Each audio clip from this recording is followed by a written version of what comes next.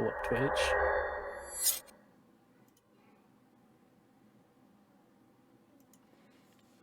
Good morning. Good morning, everybody, and welcome to the 307 RPG podcast. My name is Patrick. I'm Nolan. Nolan, how's it going? I haven't seen you for a couple of days. It feels weird because we went on this streak where we're seeing each other every day, but not this weekend.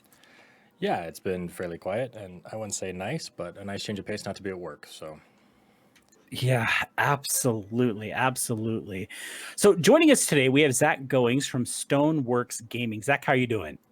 Great. How are you guys? I'm doing well. doing good. Excellent. We have Zack joining us today to talk about the project that he is working on for ZineQuest 3 that is currently live on Kickstarter. And we are going to get to that in just a little bit, but we do have some news we want to talk about. And we thought, well, why not invite Zack just to be a part of the show and he can join us with all the chirping that we do. So let's see. As we always do, Nolan, have you done anything awesome this weekend? It's been so cold. Have you played any games that you'd like to tell us about? It's been pretty quiet. I did finally get my 4K Lord of the Rings Extended Edition in the mail that I had ordered back in November and had canceled a couple times and was out of stock and all that. So I did get to watch The Fellowship yesterday, and it's amazing how good it looks. I was completely caught off guard. They look so young, they're so babies, and then I realized when it came out, it made me feel really old. So it was great and terrifying at the same time. I'm pretty sure you were a baby when those came out. It was You both were close. probably babies when those came out. Yeah, I was probably I think I was in 7th grade, 8th grade when the first one came out. I was a senior in high school. Yeah. So. Yeah. Once again, proof that I am the old one of the group because I already had kids when the first one came out. Oh, wow. Hey, that was a little low there, Zack. I just wasn't expecting that. I figured you were around my age. You look like you're maybe at most 9 to 10 years older than me. And I'm 32, so I was not expecting that. Figured you were more. I just turned 46 this year. Oh. Well, congratulations. I'm not sure that's something to be happy about. We're happy you're still alive. Yeah, exactly. I don't That's know. what it is. 30s are turning out to be pretty nice, but I don't know. Something about everyone always tells me that the 40s are the best years. So I say that about every decade, though. So I don't feel any different, except for, well, now my kids are all turned 18 and one's moved out, the other one's in college, and I'm free and I'm young enough to enjoy it. right, that was the congratulations, because that's Yeah. usually when they start to, you start to get your free time back. Having little Yes. kids, I imagine, is a full-time job in and of itself. Well, Nolan could tell us about that. I got a couple of babies, but it is what it is, right? You made that choice. That's right. So I was That's told. right. So you got something awesome this weekend with getting the 4K videos in, and I'm so glad to hear that they look good. I know that's something I was actually just telling my wife yesterday that you had got those in, and I was like, I really, really, really want these, but I've bought every edition of them, like the extended version, the normal version. I'm like, I don't know that I can justify buying a third version of these movies. Especially since, and we're going to talk about this in a little bit, the Kickstarter that we were looking at yesterday, or not yesterday, but Friday, she's like, well, I think you might have to pick one or the other here. That's not an option. You just give I know, that's just cruel and unusual. But speaking of awesome things, my brother, fan of the show, Dom, did bring me the Drizzt Do'Urden action figure that was released from Hasbro Plus. Now, Nolan, you and I talked about this probably more than a month ago now. I think it was late November, early December when we talked about this. It is something I have it sitting. I don't know if you can. Yeah, you can't see it. It's sitting over there by Curse of Strahd Collector's Edition. I don't know that I'm ever going to open it. It's just one of those things. The packaging looks fantastic.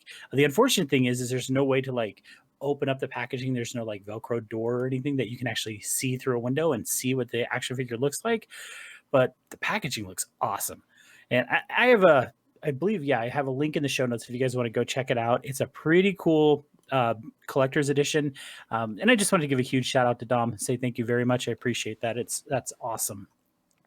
I think that's how they get you is these neat little trinkets. You're like, I don't really need it. And then you're like, I think it's like 4 days later, you're still kind of thinking about it. I know the Blizzard ones come out, and I mean, I don't need a 2 foot tall Illidan statue in my room, but I kind of need a 2 foot tall Illidan statue in my room. So Yeah. It's a whole situation. Says the guy who has swords right over his shoulder. Yeah, yeah. And that's how they that's get not you. even half of it. I spend way more money on my geek stuff than. Oh man, it's a good thing that I bought most of it before I met my girlfriend because she is very much she's a very frugal person. So They're collector's items, and you're just yeah, investing in the future. exactly. And she kind of balks at my spending habits sometimes. So I'm glad I got most of my collectible stuff early. Right. And I would wager, and I know Nolan, you've got in your room at least one sword. I've got a couple hanging up in my room. So it's yeah. It's a well, it's not a problem. It's a good thing. It's a good problem, is what it is. That's right. All It right, could be so worse. it sure could. Zach, we do want to talk about your project, and we are going to get to that, but we do have some news that we need to cover, and there's not a whole lot. I did do some looking around to try and find some Dungeons and Dragons news, and about the only thing that I could come across was Michelle Rodriguez and Justice Smith have both been cast in the upcoming D&D movie.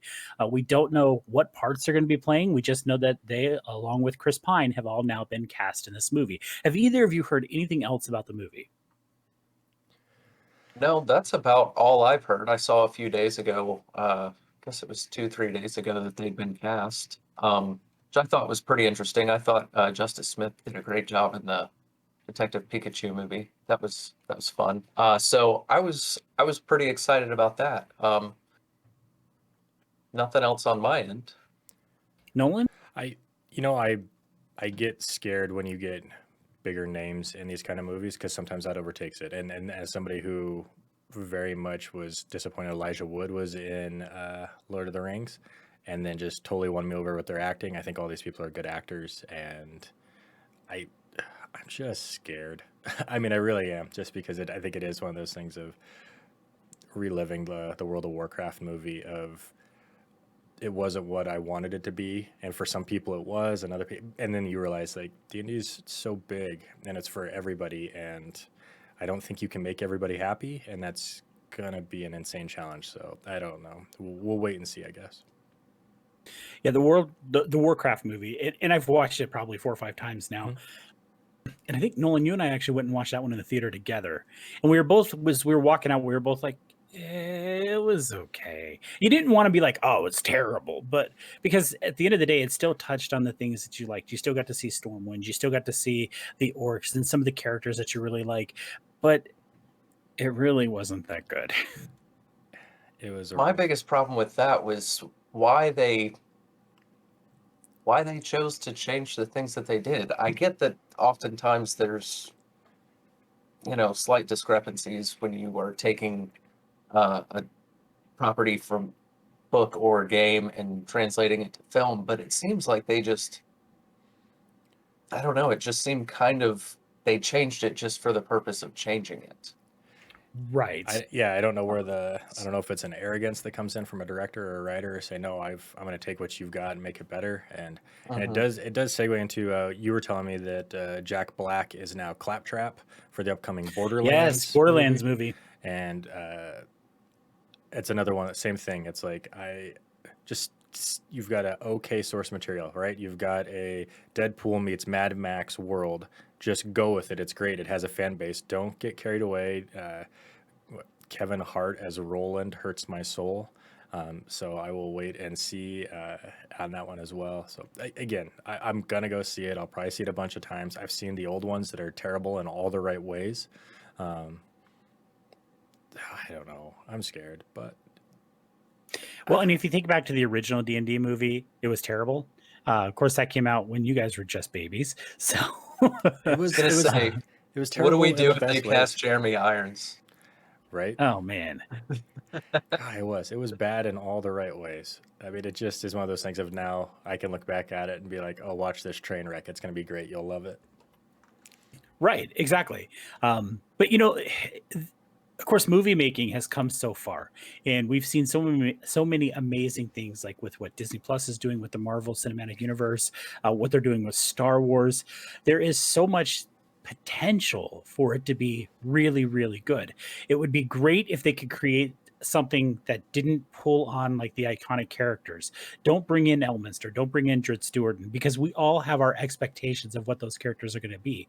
I think, and this is completely my opinion, create new characters for us to fall in love with. Yes, show us Waterdeep, show us Baldur's Gate, show us all the world that we love, because it's going to be Forgotten Realms. I haven't heard that officially, but it's going to be Forgotten Realms. It's always Forgotten Realms. Show us the things that we love. And I think if they do that and show us the things that we love and give us something new to fall in love with, I mean, it could very easily be, some sort of adventure that, again, thinking marketing here, they could immediately say, okay, you love the movie, now play the adventure and release the story, the adventure that came out with the movie. And you could have multiple products that come out. I think there's a lot of potential, and I'm cautiously optimistic, which I say that phrase a lot.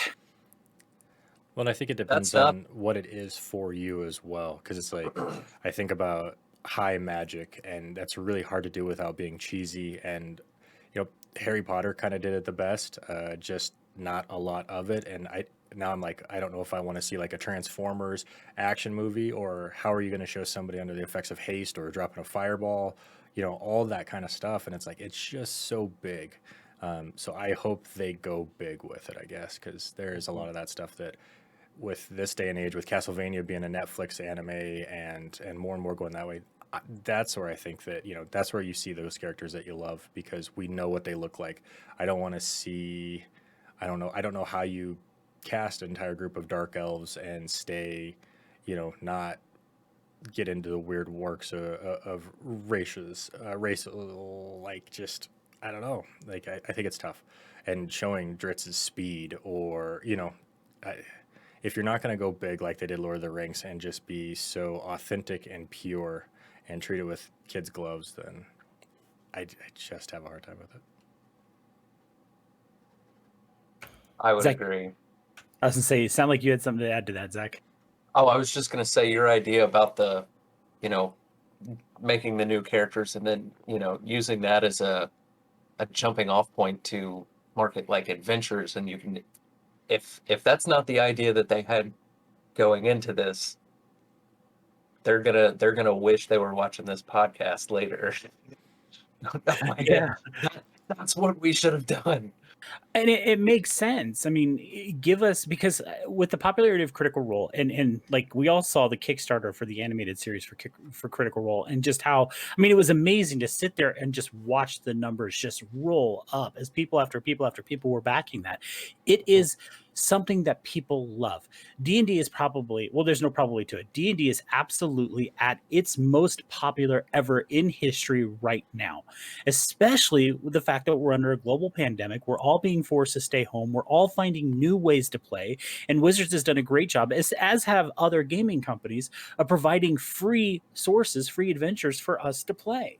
And it's great. It's awesome. And if they take this and say, like, take everything that we've just talked about, handle it with kids' gloves, give us new people to fall in love with, give us a new adventure to love and long to play, you can create a whole marketing thing around this with tons and tons of merchandise.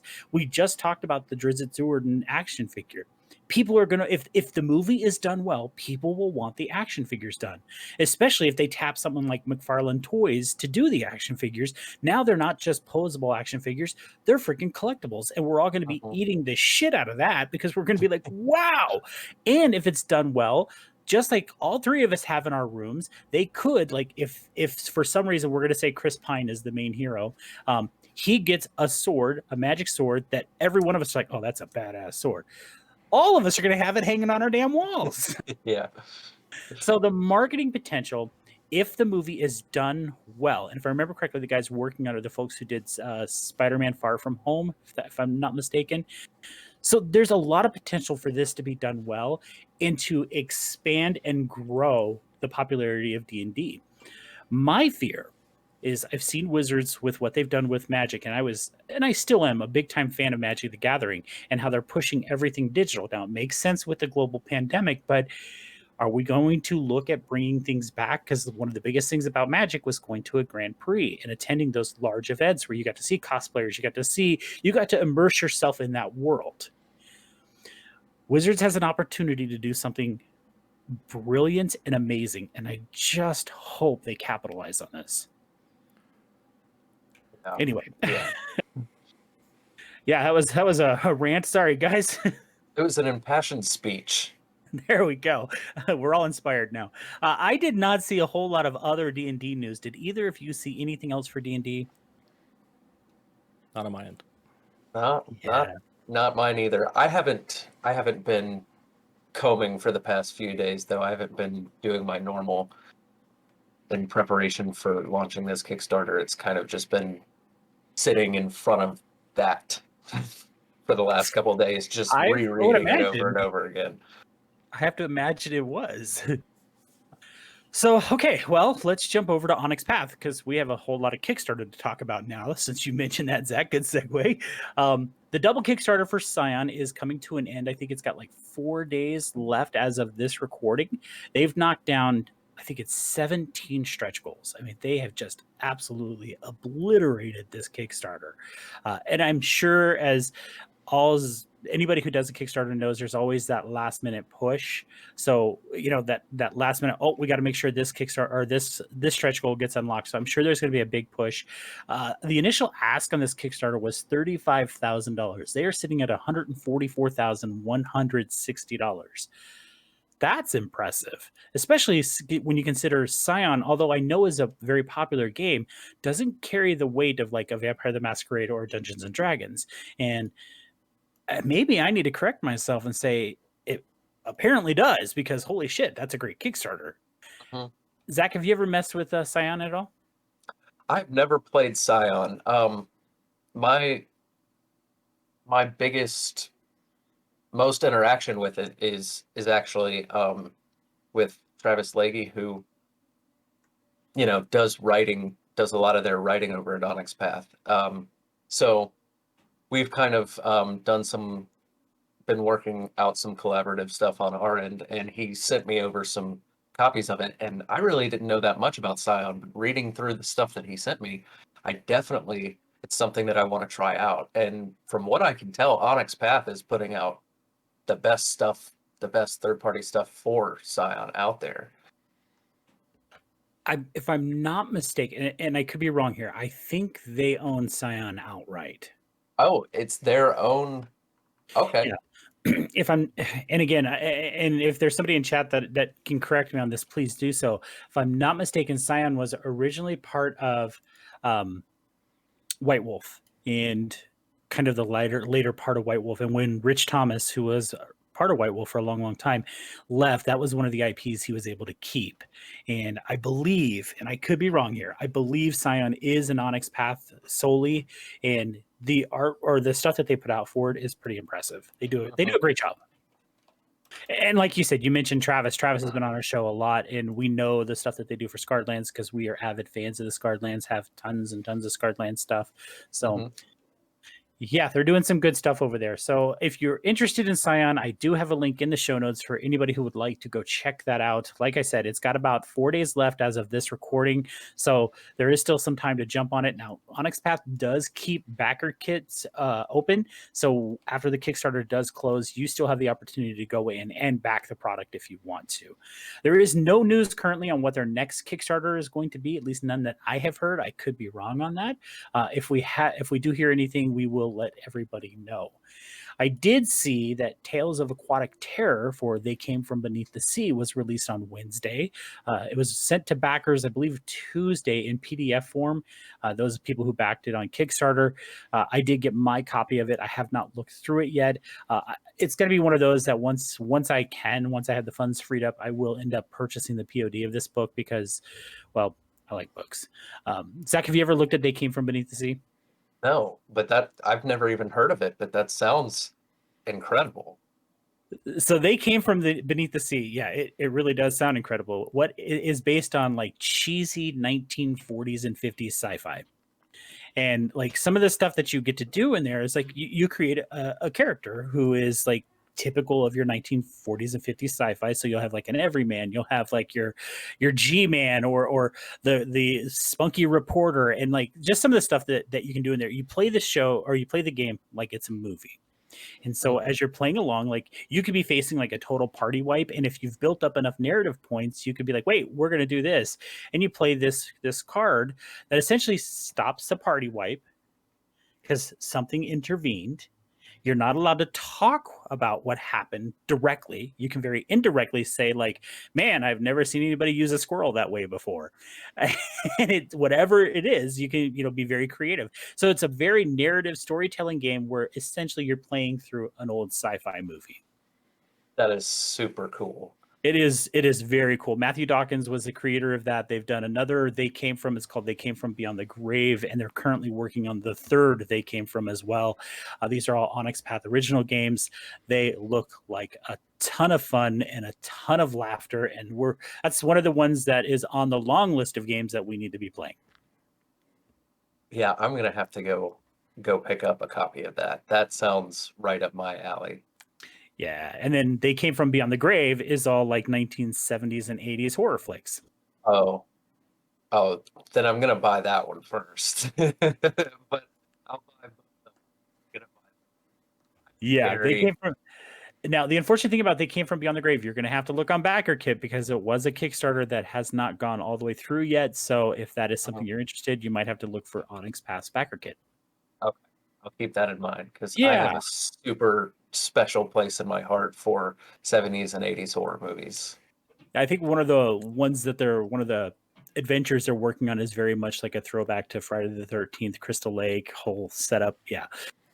Yeah, so some cool stuff from there, and those are games that is on our list. They Came From Beneath the Sea was, I think I got that, what, October, Nolan, something like that. Mhm. And of course, COVID slowed everything down. So we finally have a hard copy of that. We've done several episodes about it with Matthew Dawkins. It's a cool game. Anyway, that's all I saw from Onyx Path. I do want to bounce over to Hunter's Entertainment real quick. We did talk to Nox Burf last week. We talked to a lot of people last week, but in this case, we're specifically talking about Gods of Metal Ragnarok. This game is rocking and rolling on Kickstarter as it passed the $93,000 mark. Again, the initial ask was $25,000, and I think when we talked to Nox last week, it was at like $72,000. So they've really done a great job of moving that up. They've unlocked a couple of new stretch goals, and otherwise, this Kickstarter is just straight kicking ass. I am excited about this game. Nolan, what are your thoughts on Gods of Ragnarok after talking to Nox last week? I think it's going to be a lot of fun. From what I've seen as well of the people picking up and playing it, really like the dice system, the simplification of just having the D4s and adding a couple bonuses and pass fail. I think it's going to be easy for people to pick up, and I think you get to bring in a lot of people that wouldn't necessarily give the game, sit down at a table and give it a shot. I did see like on Twitter they had some fairly high profile people coming in to do some games and stuff like that on Twitch. So hopefully that really helps them just get to the moon, because there's a couple of those Kickstarter stretch goals that were just fantastic. The biggest thing I think I took away from it, like you said, that we didn't know about was the DM screen is the vinyl holder for your record. They Yeah, brought in some yeah, pretty it's a big jacket for names. your vinyl record.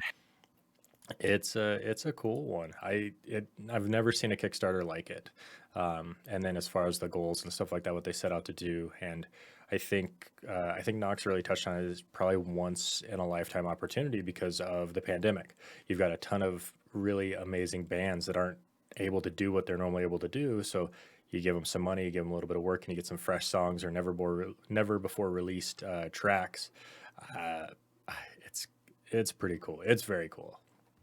Yeah, and if I remember correctly, the vinyl album, I don't have the Kickstarter pulled up, includes songs by bands like Motorhead, Fozzy, things like that. So there's some big names that are going to be on that album. And again, it's one of those things. How often do you get to take heavy metal, blend it with D&D, and then go play?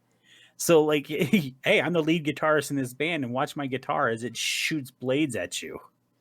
I think one of the character sheets said on it, let me see right here, weapon, elemental damage, emotion. And I just could think of Aerosmith, Sweet Emotion, and him singing and just exploding heads or making people cry and like then their heart explode. I mean, you could just get carried away with it. I just love it. Yeah, I can't wait. I just stumbled across it last week, and I like at first I was like, oh, another, Norse themed RPG type Kickstarter, but the art was amazing, so I clicked on it, and as I started reading, I was like, oh, I am definitely backing this. Yeah, the Kickstarter is just fun to read. As you're reading Yeah. through it, it's like, you want a book? Fuck yeah. Yeah, it really cracked me up. And it was one of those, because we had heard about it as it was getting ready to launch, because we'd done a whole section on Altered Carbon, which is also from Hunters Entertainment. So we were kind of keeping an eye on what Hunters Entertainment had coming out. So we had heard about this game, and I thought, it sounds interesting, heavy metal meets Dungeons and Dragons, whatever. And then Nolan actually read me some of the Kickstarter. I'm like, oh shit, this game looks incredible. Yeah, I still maintain I want to see Tenacious D play this game. I would love that. That's fantastic. That would I be think it was pretty made for them. badass. I think so too. So the game, like I said, is rocking away on Kickstarter at $93,000. I want to say there was 5 or 6 days left on this one, so there is still some time to jump in. There is a link in the show notes if you want to check it out, and feel free to check out the episode we did with Knox last week so you can learn about the game, because it really does, and his passion just comes through. It sounds like a fantastic game, so I highly recommend you go and take a listen to that. Wanted to jump over to yet another Kickstarter. Free League just launched this past Thursday, the One Ring Second Edition. This game funded in 4 minutes. And I don't know the breakdown from Swedish krones to US dollars, but I know it was like 100,000 Swedish krones was the initial ask. They are sitting at close to $1 million, which I'm just blown away. I know, Nolan, you've looked at this Kickstarter. Zach, have you taken a look at this one? Yeah, I've already backed this one as well. This Kickstarter shit's really starting to hurt my wallet. Yeah, I mean, it's filling my soul, but right. yeah, It looks really good. It looks incredible. does. And and Nolan and I were talking at work where, because I was like, gosh, I kind of think I want the deluxe edition, that leatherette, gold filigree. I was like, man, I kind of want that. And then he pipes up with, yeah, but look at the regular edition. It looks badass too. And it really does. This is a fairly short Kickstarter as it launched this past Thursday, and it closes. I think this one has about 18 days left. So this is a fairly quick one. They didn't even do a full month on it. I'm not sure why. Mm-hmm. So if you want to grab this one, they're very clear that some of the stuff they're going to be doing, like the collector's edition, will only be printed for Kickstarter backers. So if that's something, if you're a fan of collector's editions, or if you're a fan of all the stretch goals that they're talking about, which there are plenty of stretch goals, you might want to get out there and take a look at this one. Again, link in the show notes. I do have a picture of the standard rule book in the show notes, so you guys can see that as well. I did want to touch real quickly on Tolus, because I know it is pre-order. That's the word I was looking for. It is still on pre-order. We were very fortunate, and we had Sean Reynolds come on the show last week, one of our 3 shows last week, and talk to us about Tolus. Nolan, I wanted to touch on that one again, mostly because you did back it for us, and I wanted to hear your thoughts on with our conversation with Sean, and if it made you more excited for this game. I really am excited for it. I think it has the legacy for it. I think it has the legend and the mystique that I missed out on 3.5. So I've got the fear of missing out type situation when it comes to the next generation of it.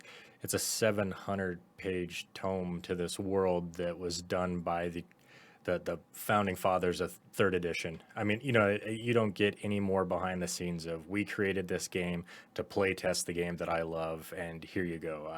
I have Anointed Tales of Dragonlance with the author's notes on it, and it changed the way I read the book. I enjoyed the behind the scenes, and then having some of that same stuff from the guy who wrote the DM, masters thing for 3.5 sit there and say, okay, so these are my notes from running this game that I ran with all the guys who are now working on 5th edition, who have gone on to Pathfinder, who have gone on to do these other things of, I don't know.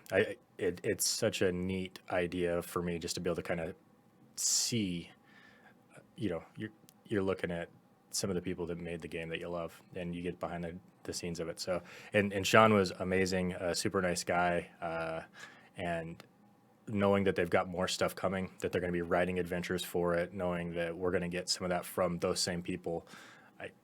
I'm super happy with it. I can't wait to play. Again, it's another one of those things of, I don't know when you're going to find time, and I don't know when you get to leave. I think that's the big thing. If we play Scarred Lands and it's a fun place, and you don't ever kind of get to check out a Scarred Lands because that kind of haunts you.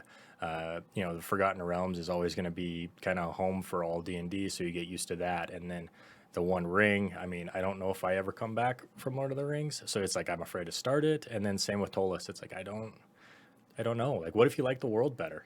What if you know what, D&D's dead to me now because this is so amazing. So that's where I feel about it. I have no sadness in anything about backing that game. Zach, are you familiar at all with Tolis? Not Tolis. There's a lot I'm not familiar with. There's a lot of tabletop RPGs out there, and I've only been doing this for the last 11 years, so Okay. I still have a lot to catch up on. It's funny that you say that, because that's something Nolan and I say all the time, is like, we know about Dungeons and Dragons, and I was a hardcore Vampire the Masquerade player when it first came out, again showing my age, and it's amazing just how many absolutely stunning and incredibly well done games there are that we learn about all the time. So it's exciting for us, like getting you on here to talk about the project that you're working on, the crew from Bite Size Gaming, having Zach and them on here to talk about all the stuff that they're working on, your name doppelganger, as you like to call him. Yeah. Getting all those people here and learning about everything that everybody's working on is so amazing. I don't think you could do, I think you could be in RPGs for 50 years and still learn about more stuff. Well, and we see that a lot just with Scion.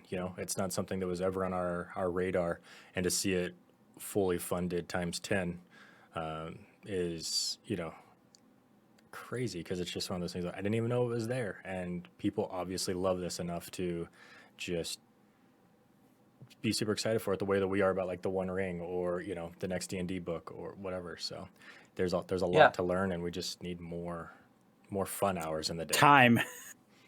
Yeah, like until I met Zach, the other Zach, I don't know why he prefers being called Zach B, so I'm Zach A. But anyway, when I met Zack Goings, I'd never heard of Mothership before, and he was telling me all about, some of that kind of stuff, and I really, really want to play Mothership now.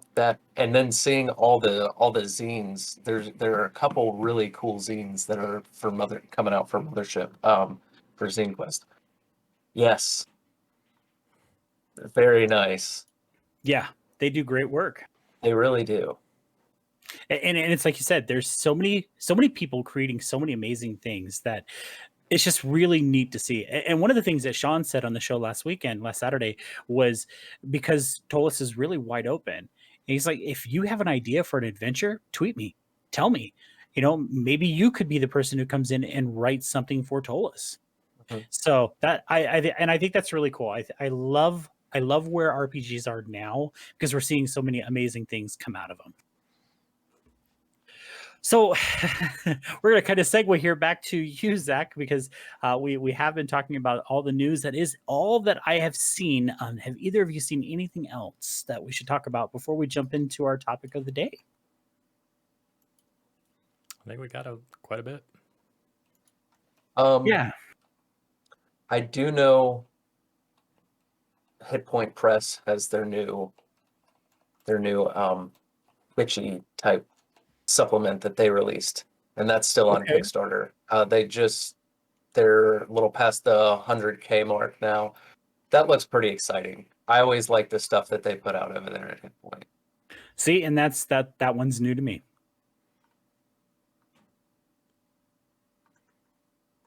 I will go and find that here in just a little bit and throw a link in the show notes so people can check that out.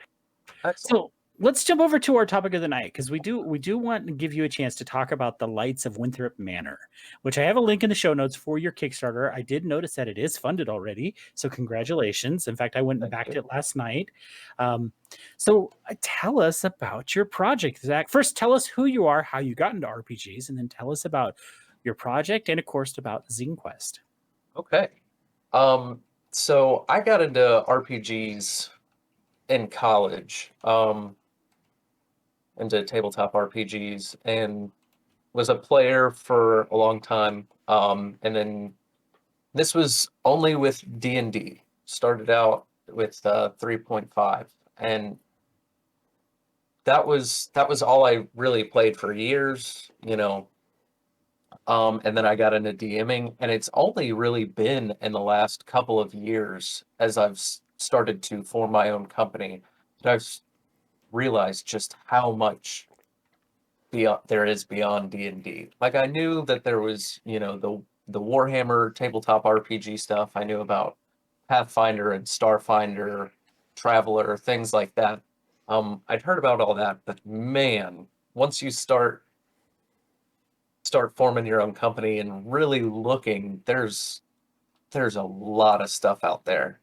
Um, Vampire the Masquerade is one that has been around for a long time that I'd never heard of. That is still hugely popular, like you were talking about. Um, so I started DMing after about 5 or 6 years, and then just it's coming up on 2 years ago now, I was watching An American Werewolf in London one night, and I was like, I really, really want to write a campaign for, you know, that's really deeply rooted in like all my favorite horror movies and novels and pop culture. Um, and I tried to get my regular group together, and none of them were able to commit for the time being. And one of them was like, well, if you really have to scratch that itch so bad, why don't you just write the setting and like as a book and sell it? And I was like, can I just do that? And he was like, yeah. So I started looking into it, and then I ended up forming Stoneworks Gaming a couple months later, and started reaching out, making contacts in the community, getting to know people, and slowly putting together, um, working on putting together our big setting that we're gonna bring to Kickstarter late in the spring. The Dreadlands. Um, Horrors of Glen is the first big setting book that we'll be doing, and the Lights of Winthrop Manor is an introduction to that setting. It's just a little one-shot adventure that'll kind of set the tone and let people kind of see what this setting is going to be all about. Um, so for the project, um, for Stoneworks in general, for the big Dreadlands setting book, I ended up working with Zack Goings. He came in, and he's a big part of making that happen. He's doing, you know, writing a lot of the new lineages that we have, a lot of the new subclasses, and archetypes, backgrounds, things like that, and giving them a nice gothic horror flavor. So come into contact with Zach? I mean, everybody, those of you who listen to the show should know that Zack Goings is part of Bite Size Gaming. He's been on our show, I think, 3 times now. We love what he does. We love the stuff that he puts out, and he's always fun to have on the show. So how did you come into contact with him? How did you guys connect? He was funding his Kickstarter for Oceanic Depths was on Kickstarter, Okay. and Okay. I saw it. It came across my radar on Facebook, I believe, um, and I'd already backed it, and I just what I always do, I just take a stab in the dark, and I just reach out to these people, in any way that I can. And we started talking, and I wanted to get his input on helping me try and build my first Kickstarter when it came time, and just to get some advice from him. And then when the the people that I was originally working with on the Dreadlands setting when it was in the very early stages, that kind of started to fall apart. It was people that I had known personally, like that were in my personal orbit and friend group for years. When that kind of started to fall apart, I realized I'm going to reach out and try and get in touch with people from this community who do this seriously. And I just put out a call and, on Facebook and other social medias to if people were interested in working with me on this. And he and I had already spoken at length on what it takes to make a Kickstarter and how to do a successful Kickstarter. Um, and he responded and he was like, I would love to come help you create this setting. And I was like, what? It's like, really? Like you're already published, you got your own stuff going on. Like I've never done anything like this before. Like, so he came on, we got um some other cool people that have contributed to it in ways, and that's how he got on board for the Dreadlands and Horrors of Glen setting. And then he came to me as part of this and it's like, well, if you really want to make this big campaign successful, you want to get rid of your 0 projects created next to your name. He was like, and he explained to me what ZineQuest is, explained to me how over at Bite Size and the Drifters Atlas they had participated in the past and kind of told me what all goes into it. And so we ended up partnering with them to create a short little introductory zine for our large setting. I truly believe, and you said you guys call him Zack B. Yeah, that's kind of like the joke that he asked me on the last stream that we did over on his podcast. He was like, "Do you want to be Zack A or Zack B?" And I said, "I'll be Zack B." And he was like, "Oh." So Perfect. Well, I think he has a passion for it. I think, because I know he's helped other people bring their projects to Kickstarter, and he's a good dude, and his passion really comes through on a lot of that stuff with his own work and with helping other people. And it's exactly what we do here at 307 RPG. We want other people, other creators, little known creators, to be able to come on our show and talk about it and hopefully get other people helping them out and backing them. So cool that you were able to, or that he was able to reach out to you and you guys were able to come together. So tell us go into some detail about the Lights of Winthrop Manor. Tell us a little bit about that. It's clearly from the artwork and stuff that you have, this is a horror themed adventure. So get into some of the nitty gritty on it. okay, yeah.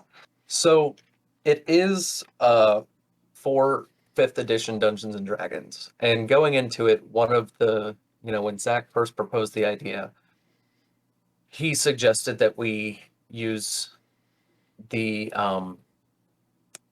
it's escaping me right now, the Commoner Core level 0 play system that they came up with over at Bite Size Gaming. And I was like, that would be incredible. That would be perfect. So I sat down and I started thinking, how could I implement this into horror? What would be the best thing to do with level 0 characters? And what I came up with is that it's very difficult to run a scary haunted house in D&D. You go in haunted houses all the time, and you are stronger than most things that are in there. But with level 0, using this Common Core system, I thought this would be a great opportunity to use something in D&D that is typically not scary and actually make it feel like it would in real life. Make it feel oppressive and scary and like I want to run. I'm not standing and fighting because I'm level 0. I'm just a lowly commoner. So we started there, going with the haunted house theme and using the commoner core, and things started to just kind of build. The one of the main facets of the adventure is very early on, right after the characters sit down for dinner in the manor. They are presented with a cube, kind of like almost like a Rubik's Cube little puzzle box type of situation that looks like the manor. that can be pressed and pulled and rotated. And when the players go into certain rooms within the manor, there are like demonic inscriptions, demonic runes on certain sections of this, and they will light up, and they can then activate those. They can press them in and twist the puzzle box to rotate the rooms within inside the room that they're standing in.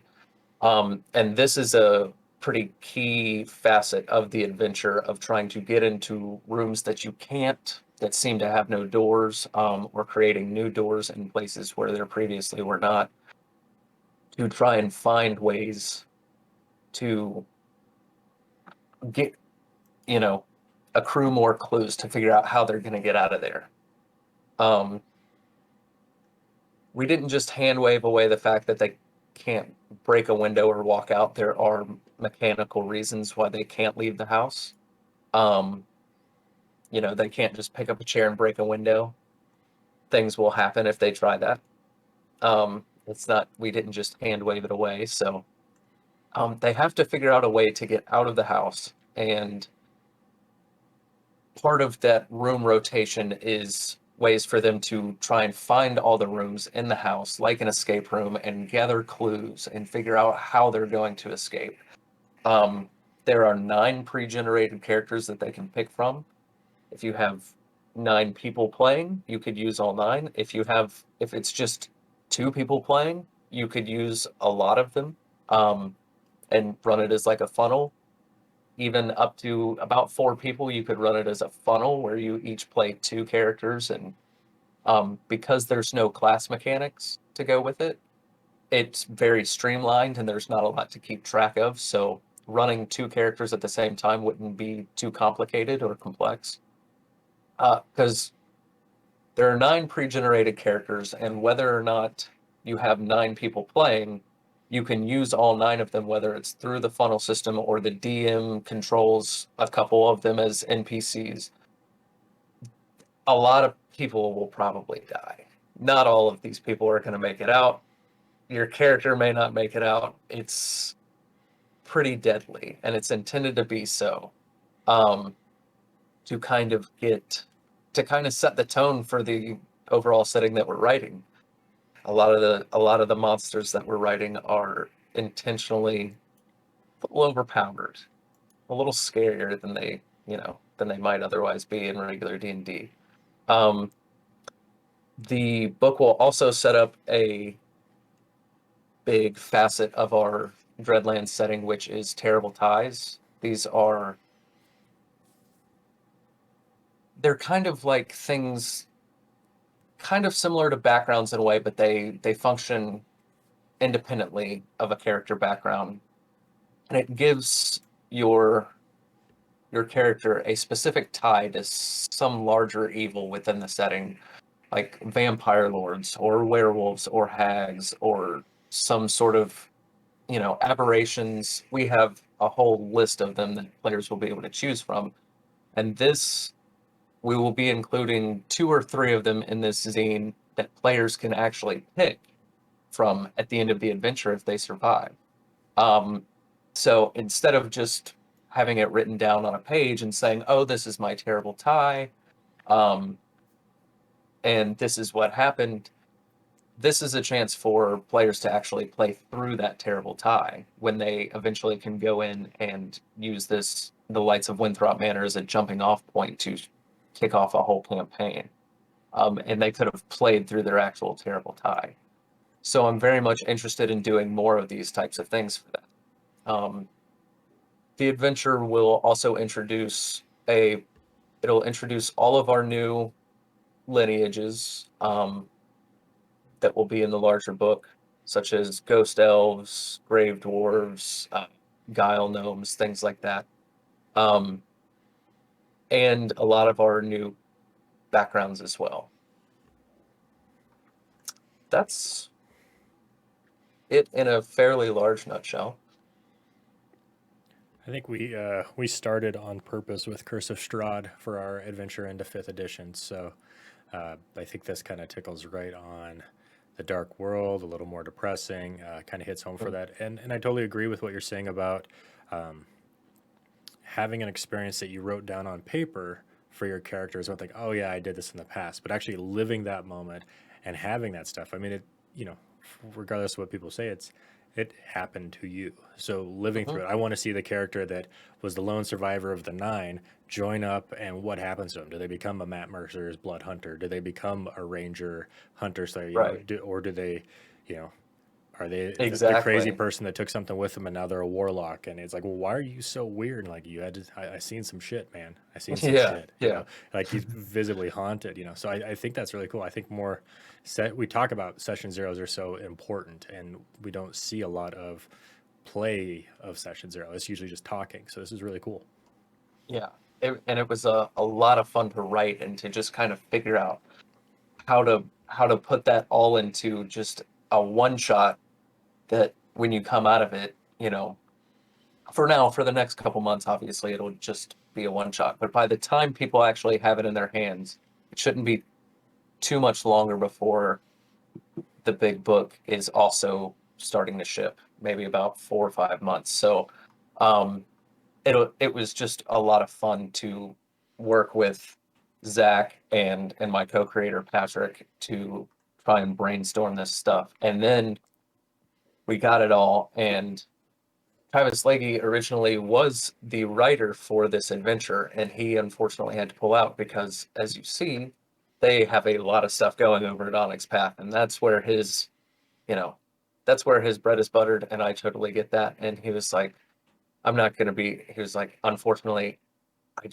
I can't take this on too. So we got in touch with JVC Perry and brought him in, and he is another prolific writer, much like Travis, and he he did a fantastic job of taking our ideas and creating something, crafting an adventure unlike anything that I've ever seen. So really excited for people to get a chance to play it. Let's take a look at the Kickstarter real quick, and I noticed that there's a lot of stuff, especially when I look at the stretch goals and the different tiers. Now, I backed it at Hmm. the premium tier, at the $25 level, and Hmm. and just so our listeners know, when you back this at the premium tier, you get all the digital rewards, the premium print zine, exclusive. What is the exclusive playtester? Can you explain that, Zach? So the exclusive playtester is essentially, we'll send you PDFs of everything that we've got for our Dreadlands setting coming up. All of our monsters, new races, new lineages, new backgrounds, new archetypes, new classes, our Dread and Terror system mechanic that ties into the Terrible Ties, character options, and things like that. As much as we've got done, which we've got most of that stuff already done and written and in a first draft stage, we'll send it to you so that you can basically like a sneak peek of the book just in, you know, a very basic PDF format, kind of like an Unearthed Arcana type of thing. And we'll send it all to you, pretty much all of the mechanical stuff that's going to be going in the book.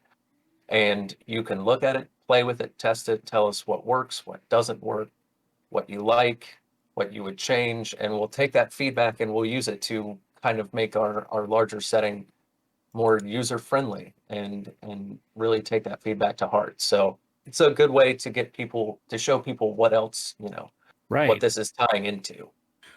Right, exactly. And so it goes on to say, and these are all the next things are all printed items. You get item cards, pre-gen character sheets, handouts, and wax sealed invitations.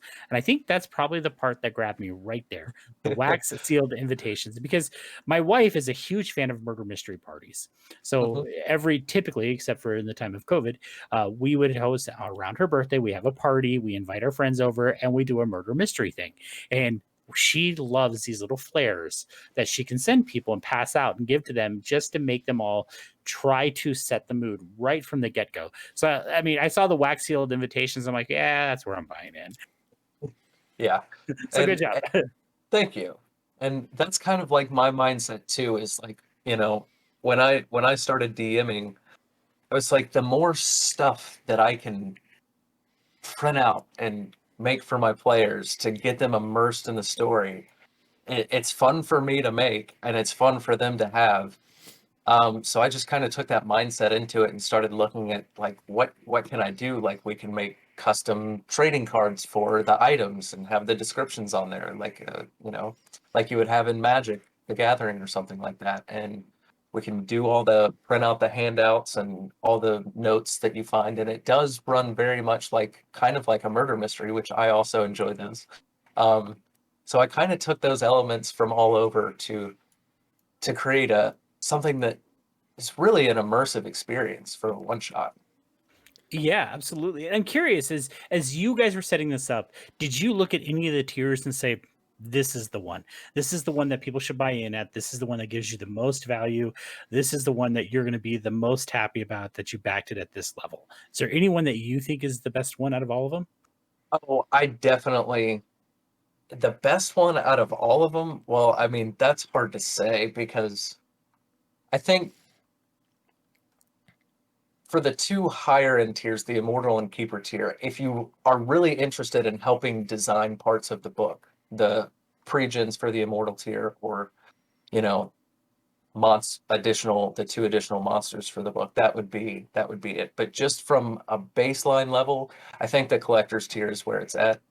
Um, I'm a sucker for stuff that comes in a collector's box and has a nice theme to it. It also comes with two-sided poster-sized maps, physical maps of the adventure, that has all the floors so you can work your way through it. Um, it has additional oversized monster cards, plus everything else that's in the premium edition. Plus, it has the alternate cover that will match the collector's box, and the card backs. And I'm a sucker for that kind of stuff. And it's only $45, which I think is pretty decent price. I would agree, So, because typically a collector's edition, you're talking $90 to $100. yeah. So that one was my favorite, and that was the one where I was once I had the idea, and I looked at everything that would go into bringing that, making it a reality. I was like, I think people will really go for this because I know I go for stuff like this all the time, and I know I'm not the only one. So of all the times I've gone to buy a collector's edition of something like that, and it was already sold out within hours. So Right. Yeah, like Cyberpunk. That sold out very fast. Too bad it yeah. didn't deliver very well. Um, totally different subject. I'm curious, as this being your first Kickstarter, you guys set the ask pretty low at $2,000, and I know that's actually pretty typical for what Zach and Drifter's Atlas does, is around that price. Um, there's got to be some nervousness though, as you put it out there. You're like, oh my gosh, is this going to fund? How is this going to work? How apprehensive were you before you hit go? Uh, Pretty much completely, absolutely 100% apprehensive. I have this weird thing where pretty much my entire adult life I've struggled with imposter syndrome, which I think a lot of people in our circle seem to, who are creative types, writers and creators. I thought that I was alone in that for a long time, and it turns out that a lot of people actually struggle with this. So, um, going into it, I was like, I mean, people are gonna look at this and think, what is this guy doing? This looks so cliche and so, this or that. And, it's just that little voice in the back of my head. I've done a good job of keeping it out of my frontal space for a long time, but I mean, the night before I was trying to go to sleep, and it was like, was trying to creep in. So I had, I was nervous. What if it didn't fund?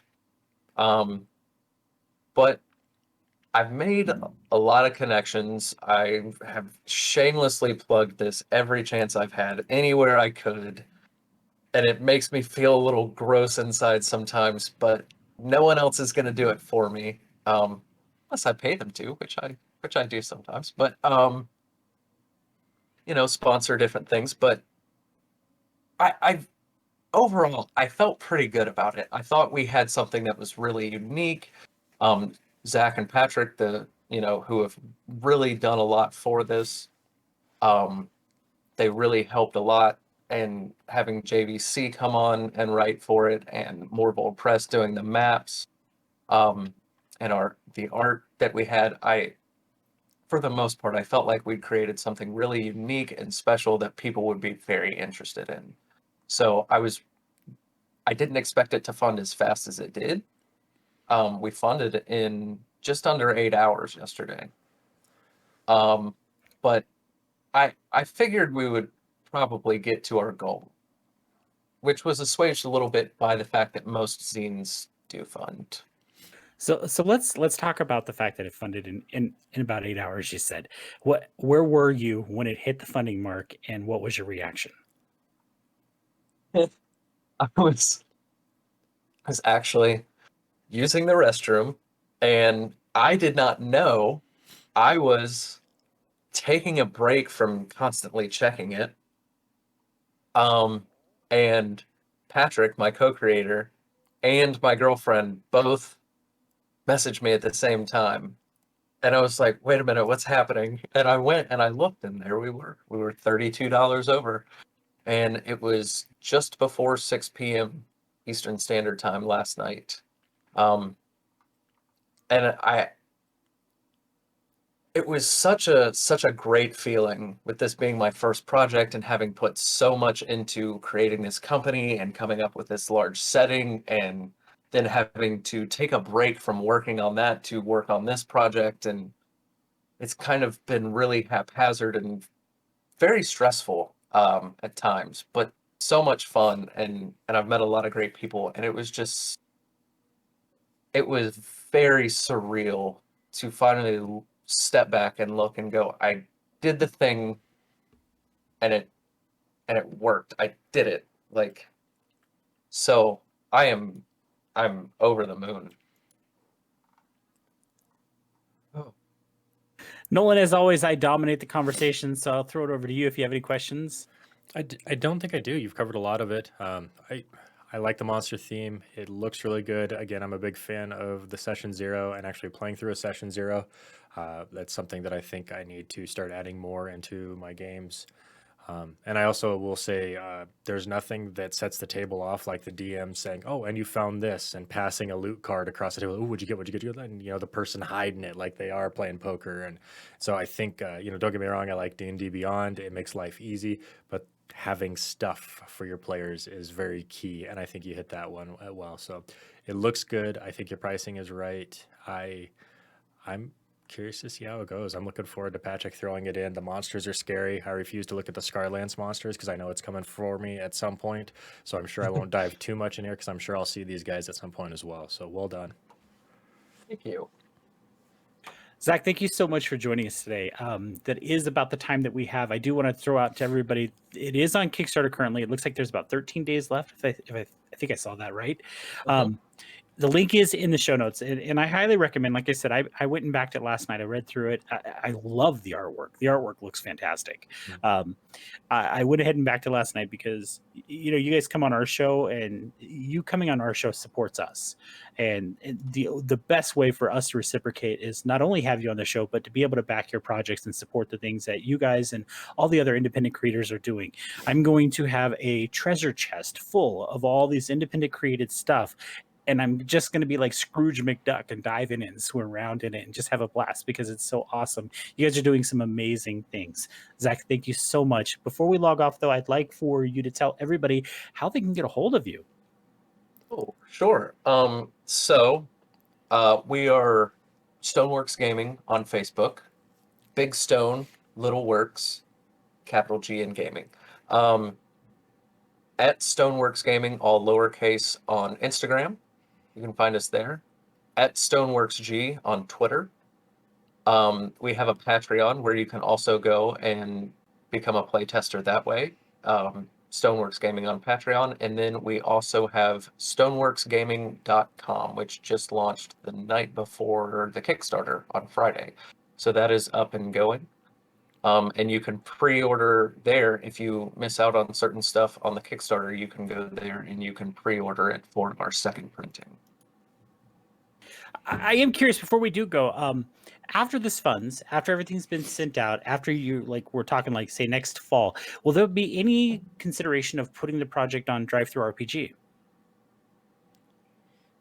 That is a great question. Probably, I don't know. That's something I have to look into because I very much could. Um, but I have to look into whether or not it's possible to still sell this independently through my own website and drive through RPG because given the option, I would at least to start with and see how it works just as a test. I would like to sell it myself through my own website and keep all the money. um, but if drive through RPG becomes the more viable option, then that is certainly the route that I'll go. Cool. I wasn't sure, and it's good to know that there will be the ability to purchase it through the website, because obviously that's where we would rather drive people is to your website, because hey, that's how you make money. So let's send Mhm. it there and help you out that way. Again, thank you so much for coming. Stoneworks Games. Make sure you guys go check out the Lights of Winthrop Manor on Kickstarter, fully funded. Let's knock down some stretch goals and help these guys out because this project looks amazing. Zach, thank you so much. Thank you guys. I appreciate you having me on. Nolan, that is going to be our show for this week, unless you have something else to add. I don't. I guess if you're in our area, try and stay warm. And if you're in someplace warm, we hate you. So. Yeah, exactly. And happy Valentine's Day to everybody. Hopefully you are doing something fun for Valentine's Day and not shoveling snow, as we tend to be doing a lot lately. So that's our show for this week, guys. Thank you so much for joining us. Bye.